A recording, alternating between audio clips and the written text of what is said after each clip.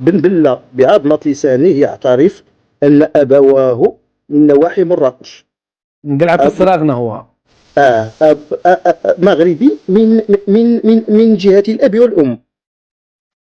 هذا هكذا أولا. يعترف هكذا بن بلة. أنا ما بغيش لأن المقطع لا لا لا، مش بس كن اذكر اسم المصدر وصافي، شاهد اذكر. على شاهد الحلقة الأولى من شاهد على العصر. اها. قال بأن الوالدين مراكشيين من نواحي مراكش، الوالدين الأب الكريم والأم الكريمة. هذا بلسان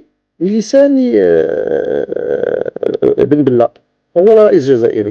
أصدقاء وصديقات، مرحبا بكم في فيديو جديد. في هذا الفيديو غادي نشوفوا مغربي غادي يفجر يعني واحد المعلومات خطيرة جدا على تاريخ رؤساء الجزائر.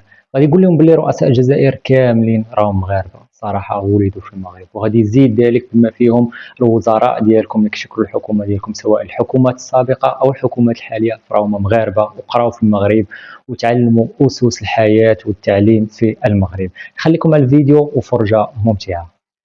مغربي الأب والأم يا أسعد. الرئيس الثاني بومدين كان فيما يسمى بجيش الحدود.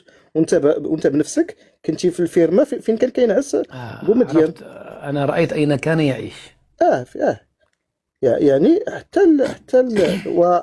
وعلى كاين هناك قصص ما نحتاجوش كاع نعاود. شوف دونك قلت لك دابا بن بله، وقلت لك بومدين. نمشيو للشادلي بن جديد.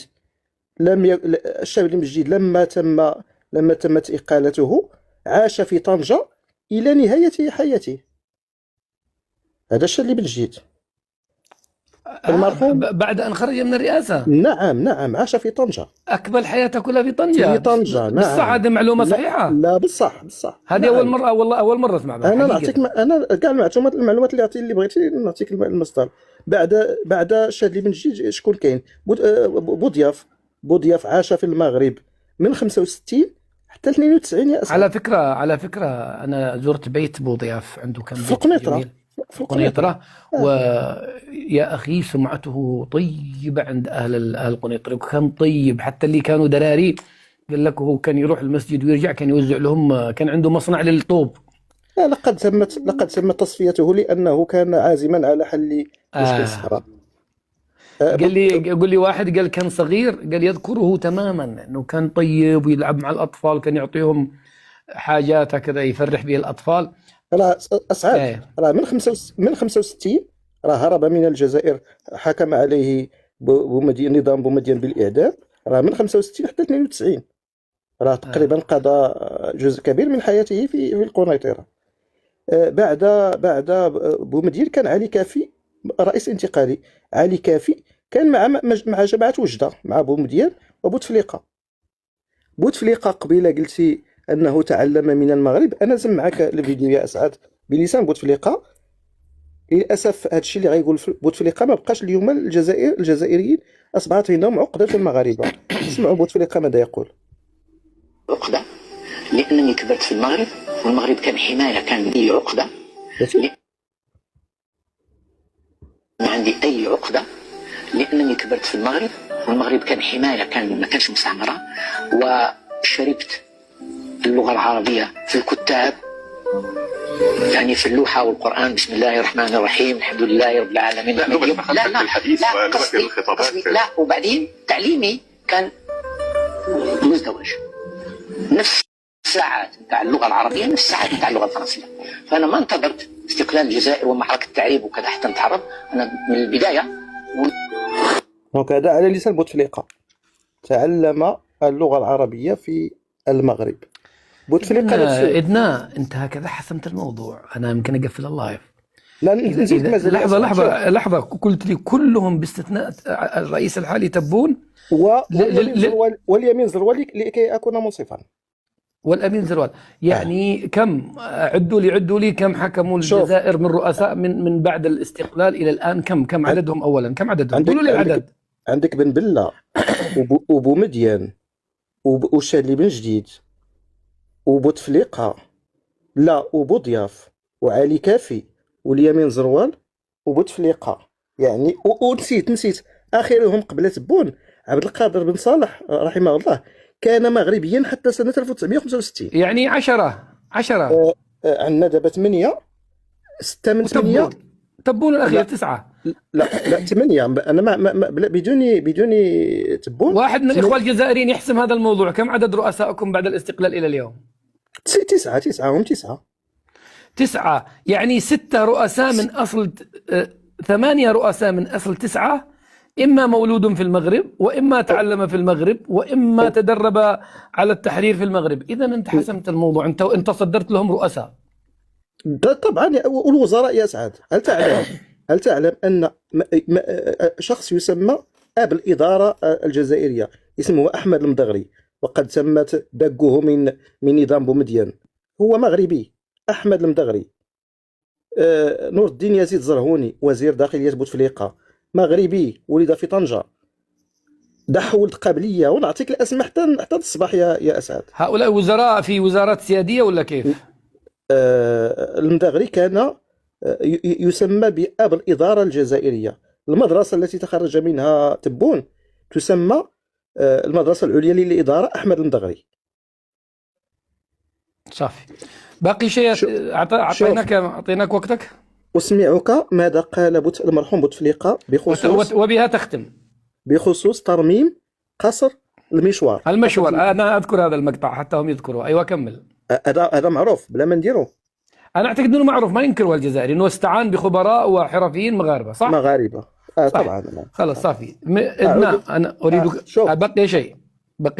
بقي شيء بخصوص ما قاله فاروق حول القدس. باب المغاربة يا أخي، احسموا لنا باب المغاربة. شوف أنا نقول فاروق أنه في متحف في القدس الشريف يوجد مصحف قرآن مغربي يسمى الربعة المغربية. هذا الربعة المغربية هو قرآن كتبه السلطان المغربي علي أبو حسن المريني بخط يده، وأهداه للقدس الشريف، ولا زال يتواجد إلى اليوم يا أسعد. اسمه الرقعة المغربية. عرفتي عام ايش؟ 1344 ميلادية. إلا بغيت الصورة ديالو نوريها لك يا أسعد. أنا أعتقد قد مر هذا الشمالي مرة عرض علينا ووراهم. يعني إذن هذا ينسف مسألة أن الاسم الجديد الحالي الآن المغرب جديد، هو مذكور في هذه الوثيقة باسم المغرب، سلطان المغرب علي السلطان علي أبو الحسن المريني سلطان المغرب. وهذا القرآن، هذا المصحف معروف بالربعة المغربية، وكاين كاع واحد البرنامج في الجزيرة على هذا الموضوع هذا. أشكرك شكرا جزيلا. إذ زيد المعلومة أنه كتب بالزعفران المغربي الحر والريشة. كتب بالزعفران. شباب إخواننا، بغيتكم تستمروا في التكبيس، الحملة ما زالت قائمة، وإن شاء الله نحن نقوم بحملة أخرى مضادة إن شاء الله. لا أدري لماذا الحملات، وهم ما شاء الله الإخوة ابن الجزائر والأخ زيد وين راح الأخ فاروق، كلهم يتحدثون. تفضل يا زيد مول النوكيا، تفضل. أهلا.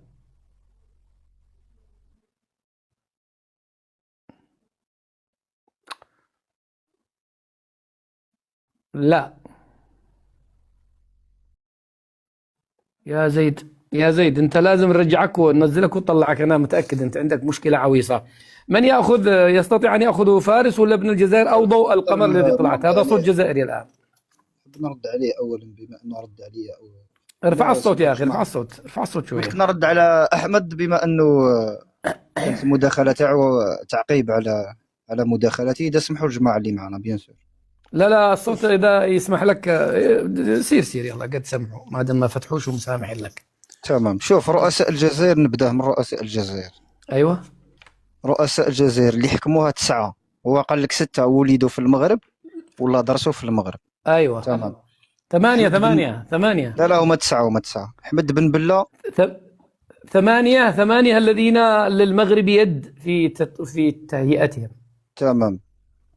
حمد بن بلة زاد في تلمسان، بومدين زاد في قالمة، بيطاط في قسنطينة، الشادلي زايد في الطارف، وبوضياف زاد في المسيلة. شكون اللي مازال؟ علي كافي سكيكدي، زروال باتني معروف، عبد العزيز بوتفليقة ولد في وجدة، وعبد المجيد تبون من المشريه من ولايه النعامه، راني سميتهم له كامل. كاين واحد فيهم زاد في ما المغرب، اعتقدش انه قال لك انه ولدوا في المغرب، ما قال لك انه ولدوا في المغرب. قال لك ولدوا او درسوا في المغرب على لا لا بالك لا، شوف، قال لك عندك في شاهد على العصر بن بالله يقول الوالدين من نواحي مراكش، عادي حتى لو كان ولد في الجزائر، لكن أصله أصل أبوه وأمه من المغرب.